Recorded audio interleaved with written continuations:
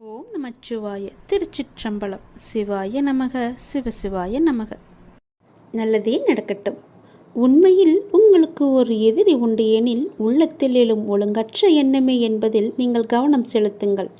நானும் என்னை சார்ந்தவர்களும் ஆரோக்கியத்துடனும் மகிழ்ச்சியாகவும் மன நிறைவாகவும் வாழ்ந்து கொண்டிருக்கின்றோம் என்ற எண்ணத்தை மனதில் ஆழமாக விதித்து கொள்ளுங்கள். அந்த எண்ணமே அதற்கான சூழ்நிலையையும் செயலையும் தானாகவே உருவாக்கிவிடும். எந்த மனது நல்லது நினைக்கிறதோ அந்த மனதிற்கு நல்லதே நடக்கும். யார் ஒருவர் மற்றவர்களும் நன்றாக இருக்க வேண்டும் என்று நினைக்கின்றாரோ அவர் நன்றாகவே இருப்பார். இதை பின்பற்றினால் உங்களுடைய வாழ்க்கை சிறப்பாக மலரும். உங்கள் திறமையை கொல்லும் முதல் எதிரி உங்களின் தயக்கம்தான். தயக்கத்தை நீங்கள் விட்டொழியுங்கள். எந்த ஒரு மோசமான சூழ்நிலையும் உங்களை பலவீனப்படுத்தாமல் பார்த்து கொள்ளுங்கள். மாறாக நீங்கள் எப்போதும் ஆக்கப்பூர்வமான மனநிலையோடு தன்னை உறுதியாக வைத்துக் கொள்ளுங்கள். பிடிக்காத விஷயத்தை கண்டு கொள்ளாமலும் வேண்டாத விஷயங்களில் உங்களை கவனம் செலுத்தாமலும் தேவையற்ற கேள்விகளுக்கு பதில் சொல்லாமலும் நீங்கள் இருந்து பாருங்கள். உங்கள் உடலும் மனமும் ஆரோக்கியமாகவே இருக்கும். எந்த ஒரு பிரச்சனையும் உங்களை வந்து நேராது. உங்களுடைய நிம்மதியும் தொலையாது. நீங்கள் எப்பொழுதும் சந்தோஷமாகவே இருக்கலாம். எந்த ஒரு பிரச்சனையுமின்றி மகிழ்ச்சியாகவே வாழலாம். தேவையற்ற பேச்சுக்களை நீங்கள் குறைத்து கொண்டால், வீண் வாக்குவாதங்களை நீ தவிர்த்து கொண்டால், தேவையற்ற எண்ணங்களை நீங்கள் விலக்கி கொண்டால் எல்லாமே உங்களுக்கு நல்லதாகவே அமையும். உங்களுடைய எதிரியை உங்களுக்கு அருகிலேயே வைத்துக்கொண்டு சுற்றுமுற்றும் பார்ப்பது எதற்காக? நான் சொல்வது புரிகிறதா? அக்கம் பக்கத்தினர் எல்லாம் உன்னை பற்றி தவறாக பேசுகிறார்கள். அவர்கள்தான் என்னுடைய எதிரி என்றும் நினைக்கிறாய். உன்னை சுற்றியுள்ள உறவினர்கள் உன்னை அப்படி பார்க்கிறார்கள். அவர்கள்தான் என் எதிரி என்று பார்க்கிறாய். எல்லாமே தவறு. உன்னுடைய எதிரி வேறு எங்குமே இல்லை. அவர்கள் பேசுவது இயல்புதான். அவர்கள் பேசிவிட்டு போகட்டும். அவர்களையெல்லாம் நீ பெரிதாக எடுத்து கொள்ளாதே. உன்னுடைய எதிரி உனக்குள்ளேயே இருக்கிறது. நீ அவர்களையெல்லாம் செவிமடுத்து பார்க்காதே. நீ செவி கொடுத்து பார்க்கும்போதுதான் அவர்கள் உனக்கு தெரிகிறார்கள். செவி கொடுக்காமல் பார், அவர் உன் கண்ணுக்கு தெரிய மாட்டார்கள். அவர்கள் பேசுவது உன் காதுக்கு கேட்காது. நீ உன்னுடைய மனதை மட்டும் எப்பொழுதும் அலைப்பாய விடாமல் தைரியமாக ஒரு நிலையில் வைத்துக்கொள். உன்னுடைய எதிரி மனம் அலைந்து கொண்டிருக்கிறது. அந்த மனதை பிடித்து ஒரு நிலைப்படுத்து. என்னிடம் கொண்டு வா. அதாவது என்னுடைய நாமத்தை நீ ஜபித்து கொண்டே இரு. எவ்வளவு பெரிய துயரமானாலும் துன்பமானாலும் கண்ணிமையில் நொடிப்பது போல ஒரு நொடியில் அந்த துன்பம் எல்லாம் காணாமல் போய்விடும். இது என்னுடைய வாக்கு. நான் சொல்வது நிச்சயமாகவே பலிக்கும். உன் எதிரியை முதலில் நீ அழித்துவிடு. தன்னை உணர்தல். நானே பிரம்மம், நானே ஈஸ்வரன் என்ற நிலையை எய்தி கடமைகளை ஒழுங்காக செய்வதன் மூலம் நம்மளுடைய ஆத்மா பலம் பெறுகிறது. இதற்கும் ஒரு கதை உண்டு. ஒரு நதியில் வெள்ளம் வந்து பாலத்தின் 2 பக்கங்களையும் அடித்து கொண்டு போய்விட்டது. பாலத்தின் நடுவே ஒரு குடும்பம் நின்று தத்தளித்து கொண்டிருந்தது. அதை பார்த்து பரிதாபப்பட்ட ஒரு பணக்காரர் ஒரு ஓடக்காரனை கூப்பிட்டு அவர்களை காப்பாற்றும்படியும் 100 ரூபாய் தருவதாகவும் சொன்னார். ஓடக்காரன் அவர்களை காப்பாற்றினான். 100 ரூபாய் எடுத்து அவர் கொடுத்தார். அவன் இது என் கடமை என்று கூறி பணத்தை வாங்காமல் மறுத்துவிட்டார். இந்த பலன் கருதாத கர்மமே கடமை என்பது நமக்கு. இதை கர்மம் என்பதை விட தர்மம் என்பதும் பொருந்தும். இத்தகைய தர்மம் தலைமாட்டில் நின்று நம்மை காப்பாற்றும். நாம் இன்று செய்யும் தானம் தர்மமே நம்முடைய 7-8 தலைமுறைக்கும் நிச்சயம் நம்மை தலைமாட்டில் இருந்து நிச்சயம் நமக்கு கை கொடுத்து காப்பாற்றும். நான் லண்டனுக்கு போனேன், நான் பாரிஸுக்கு போனேன், அனுபவித்தேன், இதை வாங்கினேன் என்று அகங்காரம் கடைசி காலத்தில் எந்த உதவியையும் செய்யாது. முதலில் இந்த நான் என்ற தன்மையை வென்றவர்கள்தான் பெரிய யோகிகளாக மாறுகிறார்கள். தான் என்ற அகங்காரம் இன்றி வருபவர்கள்தான் பெரிய யோகிகளாக மாறுகிறார்கள். அந்த யோகிகளிடம் இறைவனே வந்து தானாகவே அமர்ந்து விடுவார். தான் என்ற அகம்பாவம் இன்றி வரும் யோகிகளிடம் அந்த இறைவன் வந்து உனக்கு என்ன வேண்டும் என்று கேட்டால் பொன்னை கொடு, பொருளை கொடு என்று கேட்க மாட்டார்கள். என்னையே எனக்கு கொடு என்றுதான் கேட்பார்கள். இப்படி தன்னை உணர்ந்து கொண்டு விட்ட மாமனிதன் மரணத்திலிருந்து விடுதலை பெற்று விடுகிறான். அவன் இறந்து விட்டான் என்று சொன்னால் அவன் உடம்புதான் இறந்து விட்டது, அவனுடைய ஆத்மா சாகவே இல்லை என்பதுதான் பொருள். என்னையே எனக்கு கொடு என்னும் தத்துவத்தில் ஆன்மாவே உணரப்படுகிறது. அதற்குள் இருக்கும் ஈஸ்வரன் அறியப்படுகிறான். துயரங்கள் தோன்றாமல் சிரித்து கொண்டே அவன் மரணமடைந்து விடுகிறான். அதாவது அவன் உடம்பு அழிந்து விடுகிறது. இந்த ஆன்மா யோகத்தை மிக ஆழமாக நமது சித்தர்களும் முனிவர்களும் ரிஷிகளும் சிந்தித்திருக்கிறார்கள். இமயமலையில் குடி புகுந்தவன் மாத்திரை வாங்குவதற்காக மருத்துவரை பார்த்ததுண்டா? ஆன்மாவை உணர்ந்து கொண்டவன் பிறரிடம் கேட்டு தெரிந்து கொள்ள என்ன இருக்கிறது? அவனுக்கு சொல்வதற்கு தான் பிறரிடம் என்ன இருக்கிறது? அவன் ஆதியிடுமே ஒடுங்குகின்றான். அவனே அவனுக்குள் இருந்து அவனின் எல்லாவற்றுமாக நிறைவேற்றுகிறான். இதில் யார் யாரிடம் கையேந்துவது? அனைத்தும் அவனாகவே இருந்து அவனின் இயக்கமாக இருக்கும்போது அவனாகவே உணர்ந்தவன் உடனுக்குடன் உயர்வு பெறுகிறான். உணராதவன் காலம் தாழ்த்தி தெளிவு பெறுகிறான். இங்கே பற்றின்மை என்பது மிகவும் அவசியமாகிறது. அவன் நம்மினுள் நிறைபெற உணர்ந்து அவரிடம் சரணடையுங்கள். நல்லதே நடக்கும் உங்களுக்கு. என்னை கீழே தள்ளி அள வைத்து வேடிக்கை பார்த்தவர்கள் மத்தியிலே என்னை உயர வைத்து தூக்கி அழகு பார்ப்பவர்தான் என்ன நம்பிக்கை வைத்திருக்கிறாய். நான் சொல்வதை எல்லாமே கேட்டுக்கொண்டுதான் இருந்தாய். ஆனால் இப்போது சமீப காலமாக என்னை நீ அலட்சியப்படுத்தினாய். அன்றே கூறினேன், நீ அலட்சியம் செய்தாய். இன்றாவது நீ கேட்பாய் என்று நான் உனக்கு வந்திருக்கிறேன் உன்னிடம் ஒரு செய்தி சொல்ல. இது உனக்கான கடைசி வாய்ப்பு. நான் சொல்வதை கேள். தேவையின்றி அச்சம், பயம், பதற்றம் அடைவதை விட்டுவிட்டு உங்களையும் உங்களை சார்ந்தவர்களையும் சமூகத்தையும் மகிழ்வோடு வைத்திருங்கள். சிலர் எப்போதாவது பதற்றமும் பயமும் அடைகின்றனர். சிலர் அனைத்து விஷயத்திலுமே பதற்றம் அடைகின்றனர். ஆக மொத்தத்தில் இந்த பயம், அச்சம், பதற்றம் ஆகியவை எல்லாமே நம்மை கீழே இழுக்கும் சக்திகளாகவே எப்போதுமே இருந்து வருகிறது. பயமான அல்லது இக்கட்டான சூழ்நிலைகள் இருக்கும்போது நாம் எல்லோருமே பதற்றம் அடைந்திருப்போம். இது இயற்கைதான். அதே சூழ்நிலைகள் நமக்கு பழகும்போதோ மாறும்போதோ அல்லது அதிலிருந்து விலகும் போதோ பதற்றமும் பயமும் நம்மை விட்டு போய்விடுகிறது. இக்கட்டான சூழ்நிலையில் இருந்து விலகிய பின்னும் பதற்றம் தொடர்ந்தே நீடித்தால், சட்டென காரணமில்லாமல் ஏற்பட்டாலோ அல்லது அதன் வீரியம் அதிகரித்தாலோ அல்லது அன்றாட வாழ்க்கை முறையில் பெருமளவில் பாதித்து உடல் மன நலக்கேடுகளை விளைவிக்கிறது. இருந்த போதிலும் ஓரளவு பதற்றம் நல்லதுதான். நமக்கு அன்றாட வாழ்க்கைக்கும் அவசியமானதும் கூட. இது எதிர்பாராத விபத்திலிருந்தோ தாக்குதலிலிருந்தோ நம்மை காப்பாற்றுவது மட்டுமின்றி கவனத்துடன் இருக்க செய்து வேலைகளை திறம்பட செய்ய உதவுவதுடன் சிக்கல்களை சமாளிக்க தூண்டுகோலாகவும் இது இருக்கிறது. ஆனால் எல்லா நேரமும் பதற்றமாக இருக்கும்போது உடல் மன அளவில் பல உபாதைகளை ஏற்படுத்தும் வாய்ப்பும் அதிகமாகவே இருக்கும். எப்பொழுதும் கவலையுடன் இருந்தால் கவனம் செலுத்துவதில் சிரமம் ஏற்படும். எளிதில் எரிச்சல் அடைவது, மன சோர்வு போன்ற மன சிக்கல்களும் ஏற்படும். பதற்றம் காரணமாக வரும் உடல் மன உபாதைகள் எல்லாம் வேறு சில நோய்களுக்கும் பொதுவானவையாகவே மாறிவிடும். எனவே பதற்றம் காரணமாக இந்த உடல் சிக்கல்கள் வரும்போது வேறு ஏதோ நோய் வந்துவிட்டதாக தவறாக கணிக்கக்கூடாது. பதட்டம் என்பது ஒரு மனநோய் என்று. ஆனால் அதை தொடக்கத்திலேயே நாம் கிள்ளி எறிய மறுத்தால் அது மனநோய்க்கு வித்தாகிவிடக்கூடும்.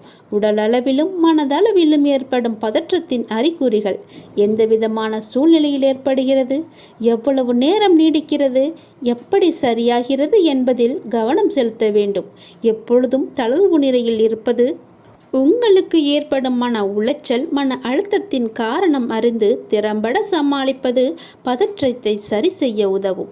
மெல்லிய இசையை ஒலிக்கவிட்டு கண்களை மூடி இசையினையும் உங்கள் சுவாசத்தையும் மட்டும் கவனித்தவாறு அமர்ந்திருங்கள். நடைப்பயிற்சி, உடற்பயிற்சி, விளையாட்டு, யோகா போன்றவற்றையும் பதற்றம் தணிக்க பெருமுதவும் காரணிகளாக இருக்கிறது. மிகையாக நகைச்சுவை நூல்கள், தன்னம்பிக்கை அளிக்கும் நூல்கள், பொது அறிவை மேம்படுத்தும் நூல்கள் அல்லது இவை தொடர்பான வலைத்தளங்களை நீங்கள் பார்வையிடுங்கள். பதற்றம் தொடர்ந்து அதிகமாக இருந்தால் நீங்கள் மருத்துவரை சென்று அணுகக்கூட நேரிடும். மருத்துவர்கள் தவிர மனத்தத்துவ மருத்துவரையும் அணுகி ஆலோசனை பெறுங்கள். இல்லையென்றால் நான் சொல்வதை நீங்கள் கேட்டு அதன்படி நடந்து கொள்ளுங்கள். என்னை நீ அலட்சியம் செய்கிறாய், அதனால்தான் இவ்வளவும் உனக்கு. இன்றாவது நீ கேள், நான் சொல்வது போல செய். இதுதான் உனக்கான கடைசி வாய்ப்பாக நான் சொல்கிறேன். இன்றோடு உன் போராட்ட வாழ்வுக்கு முடிவுக்கு வந்துவிடும். நீ கவலையப்படாதே. இதை நீ ஒரே ஒரு முறை கேட்டால் என்றால் உன்னுடைய வாழ்வு இன்பமயமாக மாறும். உன் போராட்டம் எல்லாமே முடிவுக்கு வந்துவிடும். இது என்னுடைய சத்திய பிரமாணம். நீங்கள் முன்னேறுங்கள்.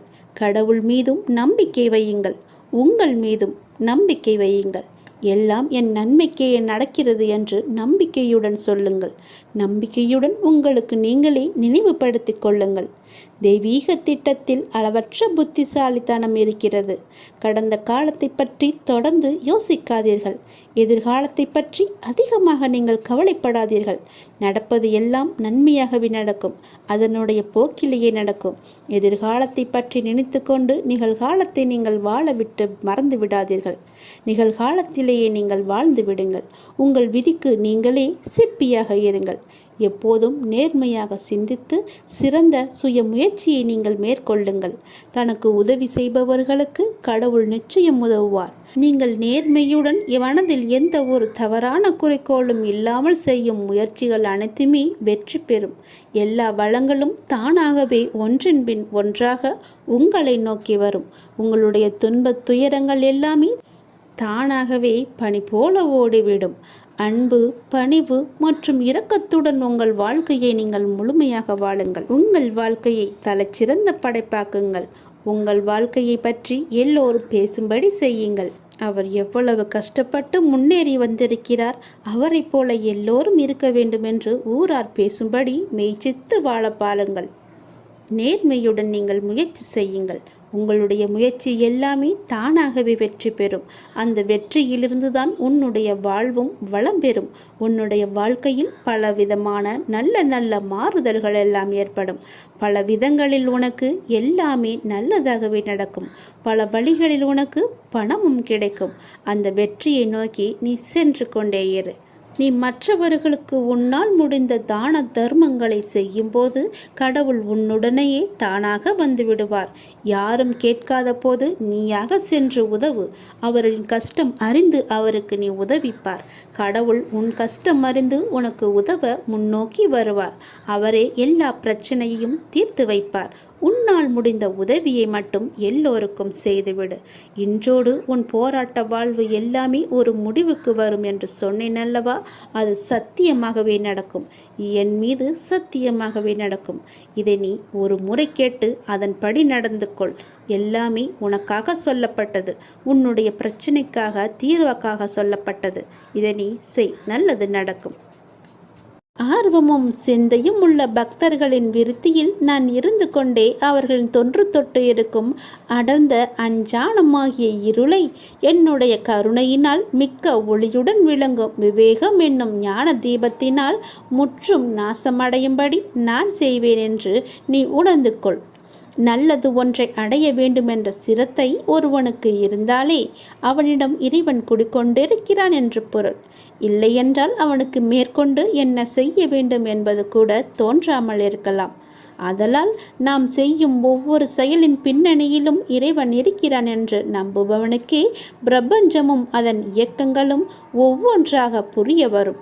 அது மட்டுமல்லாது அண்டத்தில் உள்ளதுதான் பிண்டமாகிய நம்முள்ளும் இருக்கிறது என்ற இறுதி உண்மையும் உனக்கு தெரிய வரும். செய்யும் தொழிலே தெய்வம் என்று அப்படி செயல்புரிபவனுக்கு தொன்று தொட்டு விளங்கும் அறியாமை என்னும் இருளை போக்கி ஞானத்தை நான் வழிய வந்து தந்து விடுவேன் என்று பகவான் கிருஷ்ணன் நமக்கு உத்தரவாதம் தந்திருக்கிறார். அந்த ஞானம் அடைந்தவனுக்கு வேறு எந்த பாதையிலும் செல்வதற்கு தோன்றாது. அவருடைய பாதத்தையே அவர் பிடித்து கொள்வார்கள். தன்னுடைய மனப்போக்கை மாற்றுவதால் தன்னுடைய வாழ்க்கையை மாற்ற முடியும் என்று கண்டுபிடிப்புதான் என் தலைமுறையின் மாபெரும் கண்டுபிடிப்பும். எதிர்த்து சண்டையிடுவதற்கு அதிக புத்திசாலித்தனம் தேவையில்லை. புரிந்து கொண்டு விட்டு கொடுப்பதற்கு தான் அதிக புத்திசாலித்தனம் தேவைப்படுகிறது. அனுசரித்து போவதும் அமைதியாக இருப்பதும் மனித வாழ்க்கையின் நிம்மதிக்கான முக்கியமான மந்திரம். நெற்றியை காயப்படுத்துவதை விட முதுகை வளைத்துச் செல்வது எவ்வளவு நல்லது. பேசுவது திறமை அல்ல, தனது பேச்சால் யாருக்கும் எந்த பாதிப்பும் வராமல் பேசுவதே திறமை. கோபத்தில் ஒரு முறை விட்ட வார்த்தைகளை மறுமுறை சரி செய்ய முடியாது. அப்படி முயன்றால் அது ஓட்டையான குடத்தில் தண்ணீர் நிரப்புவதற்கு சமம். நல்ல புரிதல் உள்ளவர்களுக்கு சொல்ல தேவையில்லை. புரியாதவர்களுக்கு எவ்வளவு சொல்லியும் பயனில்லை. ஒரு இடத்தில் எப்படி பேச வேண்டும் என்று கற்றுத்தர நிறைய பேர் இருக்கிறார்கள். ஏன் பேசாமல் இருக்க வேண்டும் என்று கற்றுத்தர வாழ்க்கை மட்டுமே நமக்கு இருக்கின்றது. நல்லதை கூட சில இடங்களில் பேசாமல் இருப்பதே நமக்கு நல்லதுதானே. காரணமின்றி ஒருவன் உங்களை அவமானப்படுத்துகிறான் என்றால் உங்கள் பாவத்தை அவர்கள் மொத்தமாக குத்தகை எடுப்பதற்கு நிகர். உமக்கு சுபிட்சம் கிடைக்கப் போகிறது என்ற அர்த்தம். அவர்களுக்கு பெரும் கேடு கிடைக்கப் போகிறது என்று நீ புரிந்து கொள். அவர்கள் உன்னை அவமானப்படுத்தினால் சந்தோஷமாகவே அதை எடுத்துக்கொள். அவர்களுக்கு கெட்ட காலம் ஆரம்பித்து விட்டது என்று நீ புரிந்து கொள். உங்களை எவர் புரிந்து கொள்ளாவிட்டாலும் பரவாயில்லை. உங்கள் வழிகளில் நீங்கள் உண்மையாக இருங்கள். எந்த துயர் வந்தாலும் அத்துயரை போக்கி புத்துயிர் அருளும் இறைவன் உங்களோடு எப்போதுமே இருக்கிறார். ஆகவே நீங்கள் எதற்குமே பயம் கொள்ளாதீர்கள். மழையளவு துயர் வந்தாலும் மாமருந்தாய் காத்து நிற்பவன் இறைவன் ஒருவனே என்பதை நீங்கள் உணர்ந்து அவரிடம் நம்பிக்கை கொள்ளுங்கள். அவரே எல்லாவற்றையுமே பார்த்து கொள்வார். மிக பெரிய ஆபத்திலிருந்து உன்னை காப்பதற்காகத்தான் இவற்றை எல்லாமே நான் சொல்கிறேன். நான் சொல்வது உன்னுடைய நலனுக்காக. நான் சொல்வதை தவறாமல் கேட்டு அதன்படி நடத்துக்கொள். சந்தனத்தின் வாசனை திரவியம் அதை தேய்த்தால்தான் காற்றில் பரவுகிறது. ஒரு ரத்தினத்தை வெட்டி மெருகூட்டும் போது அதன் பளபளப்பும் மதிப்புமே அதிகரிக்கும். வெடி உலைகளில் தங்கத்தின் மினுமினுப்பு அதிகரிக்கும். துன்பத் தீயில் இருந்து கண்ணீர் சிந்தும் போதுதான் மனிதன் சுத்திகரிக்கப்படுகிறான்.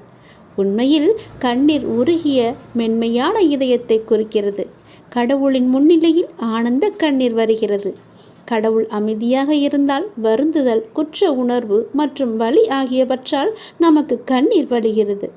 கண்ணீரை உடல் சுத்தப்படுத்தி கண்கள் பிரகாசமாக்கும் என்று மருத்துவர்கள் கூட சொல்கிறார்கள். இதயத்தின் ஆழத்தில் மறைந்திருக்கும் எதிர்மறை எண்ணங்களை துடைத்து மனிதனை உண்மையான உன்னதமாக்கும் என்று கவிஞர்களும் கூறுகிறார்கள். உண்மையில் கூறப்போனால் கடவுள் அருளிய கண்ணீர் ஒரு அற்புத மருந்தை போல மனித மனதை சுத்தப்படுத்தி தூய்மையாக்கி அழகுபடுத்தி மேம்படுத்துகிறது. நெருக்கடியான நேரத்தில் மட்டுமல்ல, எல்லா சந்தர்ப்பங்களிலும் எல்லா இடங்களிலும் நாம் கடவுளின் நாமத்தை ஜபிக்க வேண்டும். வாழ்க்கையின் இடர்களை சமாளிக்க கடவுள் நமக்கு ஒரு திடமான மனதை கொடுத்திருப்பார். துன்பம் இன்பம் இரண்டுமே இறைவனால் கொடுக்கப்பட்டவைதானே. எனவே இரண்டையுமே நாம் ஏற்றுக்கொள்ளதானே வேண்டும். இன்பம் வரும்போது நாம் ஏற்றுக்கொள்ளும் போது துன்பத்தை மட்டும் ஏன் தள்ளிவிட வேண்டும்? துன்பத்தை கொடுக்க தெரிந்த இறைவனுக்கு அதை போக்க வழி சொல்லித்தர மாட்டாரா? நீ கவலைப்படாதே. கண்ணீரையும் புன்னகையையும் இறைவனின் பரிசாக நீ கருத வேண்டும். ஒளியின் முக்கியத்துவம் இருளில்தான் தெரியும். நீண்ட மணி நேர கடின உழைப்புக்கு பிறகுதான் ஓய்வின் மதிப்பை நம்மால் உணர முடியும். உழைத்து உழைத்து பார், ஒரு நிமிடமாவது உட்கார்ந்தால் தேவலாம் என்று உன் மனதுக்கு தோன்றும் அல்லவா? அப்படித்தான் இதுவும். துக்கத்தால் துன்பப்படும் போது இன்பம் என்னவென்று நமக்கு தெரியும். நமது பாவங்களை கழுவி பிரச்சனைகளிலிருந்து நம்மை சுத்திகரிக்கும் அப்பாவிற்கு நாம் எப்படி நன்றி இல்லாதவர்களாக இருக்க முடியும்? நாம் அவருக்கு நன்றி கூறிக்கொண்டே தான் இருக்க வேண்டும். ஏதாவது ஒரு ரூபத்தில் எப்படியாவது நம்முடைய கஷ்டத்திற்கு நிவாரணத்தை அவர் தந்து கொண்டு தான் இருக்கிறார். ஆனால் எந்த ரூபத்தில் வருவார் என்று நமக்கு தெரியாது. அது அவருக்கு மட்டும்தான் தெரியும். ஆகவே குரு மற்றும் ஆதி இறைக்கு நன்றி உடையவர்களாக நாம் இருப்போம். நாம் இன்று செய்யும் செயலுக்கு நாம் இறைவனுக்கு நன்றி சொல்வோம். இவற்றையெல்லாம் சொன்னது உனக்கு புரியாமல் தான் இருக்கலாம். இது நான் நேரடியாக சொல்லாமல் சில சூட்சுமமாகத்தான் சொல்லியிருக்கிறேன். அதை நீ புரிந்து தெளிந்து கொள். அப்போதுதான் உன் வாழ்வு எந்த பிரச்சனையும் இல்லாமல் இருக்கும். இதை நீ உதாசீனப்படுத்தாது. நம் மனிதராக பிறந்த அனைவருக்குமே சுதந்திரம் இருக்கிறது. சுதந்திரம் என்றால் என்ன? ஒரு மனிதர் தன் இஷ்டப்படி இருப்பதும், எவருடைய கேள்விக்கும் விளக்கம் அளிக்கக்கூடாது என்பதும், தன் இஷ்டப்படி பேசுவதும், மற்றவர்களின் உணர்வுகளை கேலியாக நகைப்பதும், இதை சில மனிதர்கள் சுதந்திரம் என்று நினைக்கிறார்கள். உண்மையான சுதந்திரம் என்றால் ஒரு ஆன்மா இந்த உலகில் உயிர் வாழ நிறைய விஷயங்கள் தேவையாக இருக்கிறது. அதில் வாழும் முறை என்பது மிக முக்கியமான விஷயம். ஆன்மாவுக்கு எல்லா பக்குவங்களும் இருக்கும். ஆனால் மனித உடலில் இருக்கும் ஆன்மா வெளியில் தன்னை உணர்ந்து காட்ட மிக அதிகமான பக்குவம் தேவை. அதற்கு சுதந்திரமான முறை மட்டுமே பக்குவத்தை போதைக்கும். ஒவ்வொருவருக்கும் ஒவ்வொரு கனவுகள் இருக்கும். அதை நிறைவேற்ற தனியாக பயணிக்க நேரம், தருணம், சுதந்திரம் என்ற சிறகுகள் இருந்தால் மட்டுமே நம்மால் பயணிக்க முடியும்.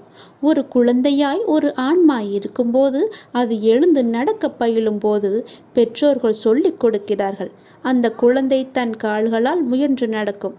அப்போது குழந்தை நடக்கட்டும் என்ற சுதந்திரத்தை கொடுப்பார்கள். அப்போது தன்னால் முயன்று எழுந்து நடக்க முடியும் என்ற எண்ணத்தில் நாளடைவில் அது இன்னும் அதிகமாக வேண்டும் என்று எண்ணுவார்கள். இதை வாங்கி தருகிறேன், அதை வாங்கி தருகிறேன் என்று கூறுவதை காட்டிலும் உன் சொந்த கால்களில் நின்று நிறைவேற்று என்று சொல்லுங்கள்.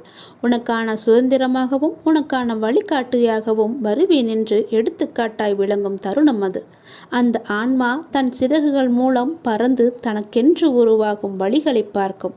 அப்போது நிறைய சஞ்சலங்களும் எதிர்மறை எண்ணங்களும் தோன்றும். அப்போது கலங்கரை விளக்கமாயிருக்க சில பக்குவப்பட்ட ஆன்மாக்கள் உங்களுக்கு வழிகாட்டுதல் வேண்டும். அப்படி ஒரு சமயத்தில் நீ என்னை சந்தித்தாய்.